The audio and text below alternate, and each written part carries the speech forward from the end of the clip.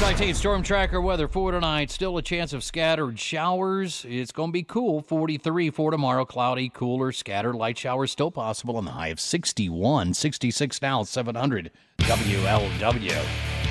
Ed and Trace. I like this kind of stuff. We have talked to this. This is good. He's good. Gerald, welcome back. Hey, thanks for having me. Gerald Celente, welcome back to the program. We were just talking about, we talked to you, I believe, right after the first of the year, as we usually do, talking about trends for the new year. Here we are. Now we're into the second quarter. What are we seeing for the rest of the year? Just off the top of your head. Let me just add something. Tracy, you want to no, just the whole economic, because you're predicting an economic collapse. When do you think that's going to happen, Joe? Well, I would. I'm going to say by the second quarter, the way things are going. You look at today. The numbers came out for GDP. They were expecting about 1.8% growth among the top economists. It came in at 0.1. There's no growth. And yes, it was been a bad winter, and that definitely did affect things. But we have to understand what's going on here. And that is, as everyone knows, interest rates are near zero. So in the old days, like when I was a kid, people used to put money away for savings, and they got more money back than when they had it in the bank. Yeah. Now you get nothing. Right. Virtually nothing. 0.04%. So what I'm saying is it's this cheap money that's fueling the markets. Right. So wait a minute. Sorry for interrupting. So you're talking about hyperinflation? Yes and no, because what happens is the currency, it's more of a currency devaluation than a hyperinflation. The result is the same. You need more to buy something. But it's different than a hyperinflation where the prices, like down in Venezuela and Argentina, you're looking 30, 50% inflation. But what's happening is your value of your money is the currency is being devalued by all of this cheap money. So now today the Fed announced they're going to cut back another $10 billion a month in buying up mortgage-backed securities and treasuries. So what does that mean? You're going to start seeing interest rates go up.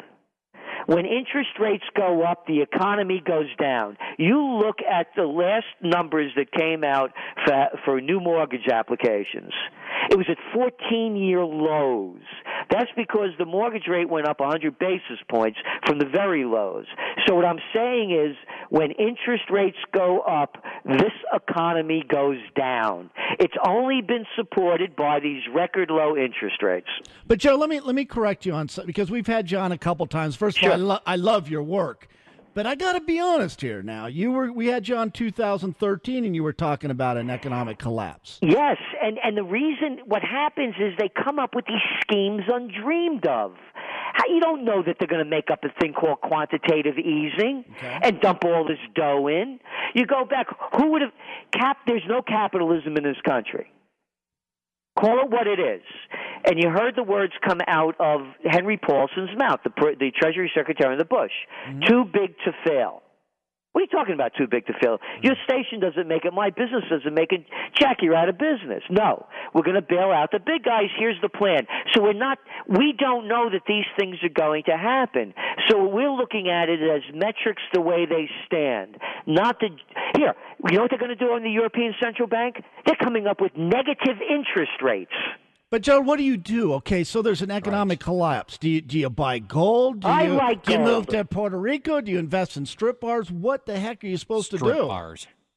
Yeah, there you go. They're always in demand, aren't they? There's always business Bingo. for that. For me, I don't give financial advice. Yeah. You go back to in the TrendsJournal, it's all there. What I was doing, I was buying real estate when the interest rates were very low. I got one locked in at 2.85 for 15 years. But I'm buying pre-Revolutionary War buildings here in Kingston. The other one is I buy gold.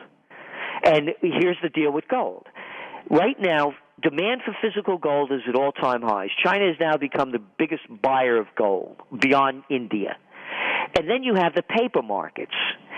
And I say, now you could say this is a conspiracy theory. No, in the sense that the markets are rigged. There's that book out, we've been writing about this for years, about how the stock market's rigged with this high-frequency trading, algorithms, et cetera. Right. You have that guy Jim Cramer on CNBC. He's on the Yahoo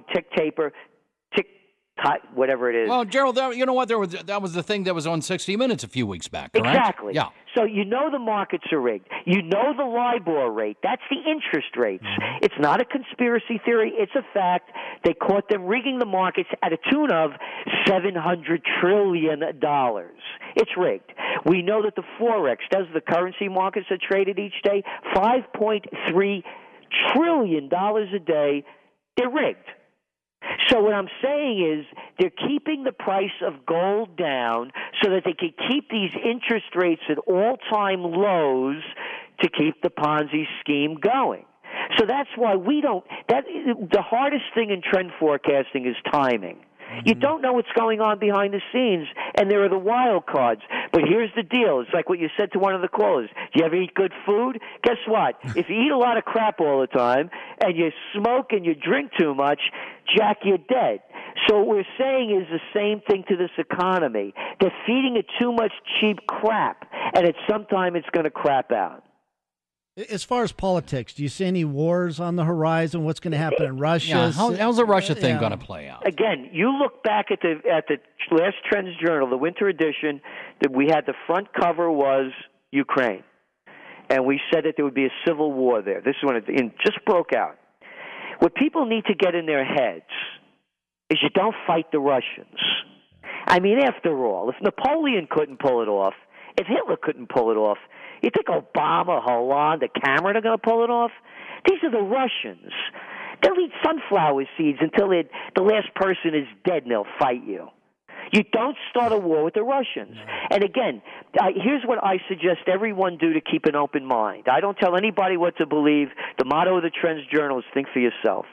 DrPaulCraigRoberts.org. Paul Craig Roberts, not doctor, just put PaulCraigRoberts.org. He was the Assistant Treasury Secretary under Reagan. He writes for us, but he has his own website. He has been on top of the Ukraine crisis since the beginning. This thing was fomented by the United States. There's the audio tapes and the videotapes of our Assistant Secretary of State, Victoria Nuland, December 13, 2013, Not Ancient History in Washington at the National Press Club, saying how Ukraine is European. I didn't know that. I thought half it was Russian. No. It's European, and they should follow the path set forth by the International Monetary Fund and join the European Union. And here she is, being sponsored by Chevron. The sign is right over his shoulder. And in November, Chevron signed a $10 billion deal with Ukraine to frack. Shell just signed one for $11 billion.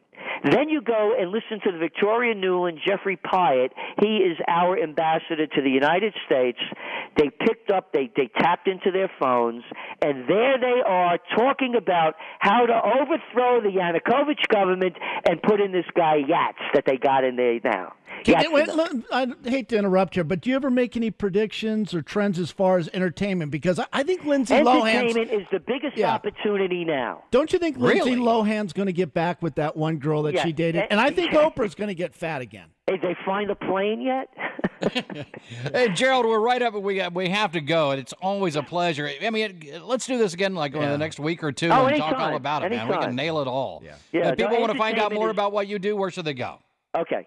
TrendsJournal.com, TrendsJournal.com. Gerald, we appreciate it, man. Thanks a lot, guys. Take care. Gerald, a good listener.